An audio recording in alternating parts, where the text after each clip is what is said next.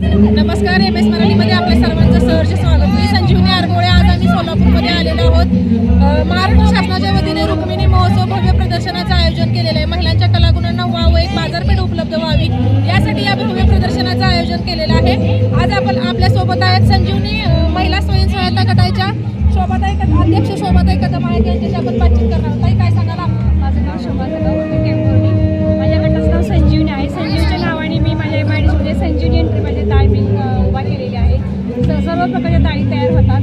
त्या डाळीवरून मी प्रोसेस करून इडली प्रीमिक्सर, ढोकळा प्रीमिक्सर, तुरीची डाळ, उडीद डाळ, मुगाची डाळ, हरभरा डाळ हे बनवते.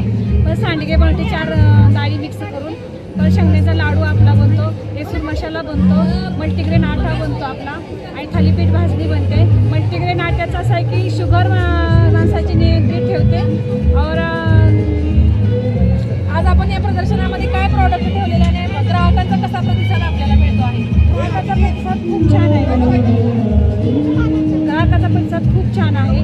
मी आणलेलं जो प्रोडक्ट होतं ते सगळ्याला मागणी एवढी आहे की संपत आलेला आहे तो. तसंच एखाद्या यशस्वी महिलामागे एखादा पुरुष असतो.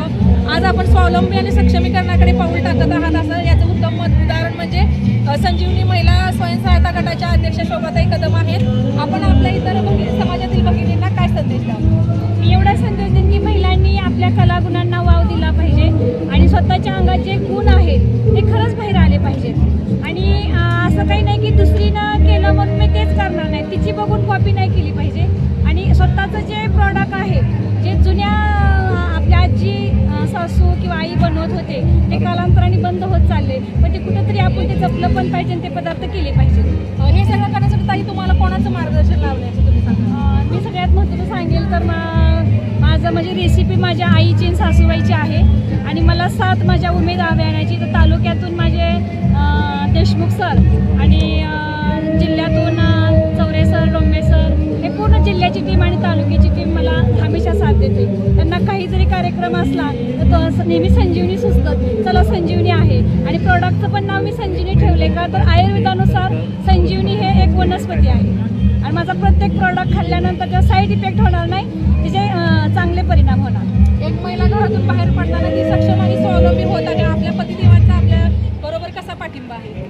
माझ्या पतिदेवाचं सगळं श्रेय तर मग तसं सांगितलं मग माझ्या पतिदेवालाच जाईल का? तर माझे पतिदेव माझे मिस्टर जे आहेत ते आर्मीत होते.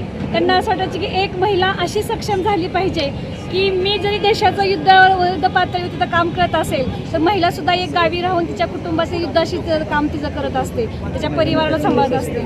आणि त्यांचा एवढा सपोर्ट आहे की चालताना कधीही कुणाच्या कुबड्या नाहीत घेतल्या पाहिजे. स्वतः चालायचं, पडत जरी असेल तर पुन्हा उभा राहायचं आणि पुन्हा चालायचं, पण कुबड्याची गरज नाही. कुबड्या जर पडल्या तर परत ढासळलं जातं.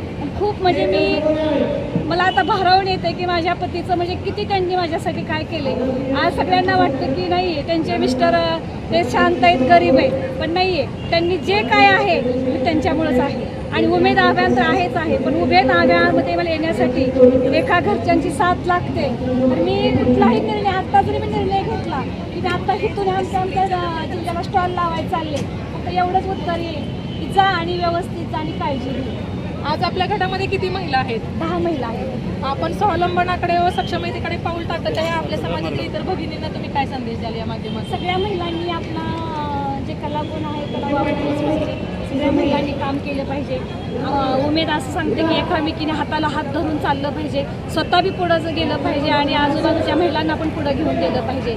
माणसाची झेप नेहमी कावळ्यासारखी नसली पाहिजे, गरुडासारखी असली पाहिजे. पाय खेचणारे खूप असतात, पण पाय खेचला म्हणून मागं नाही राहायचं, पाय पुढं टाकत गेलं पाहिजे. आणि हे मला आलेले अनुभव आहेत की पाय खेचणारे खूप आहेत, पण मी थांबले नाही. माझं एकच तत्व आहे की मी झेप गरुडासारखीच घेणार आहे. कावळ्याची झेप कुठपर्यंत आहे तो उडतो तिथपर्यंत, पण मी स्वतःला गरुड समजते.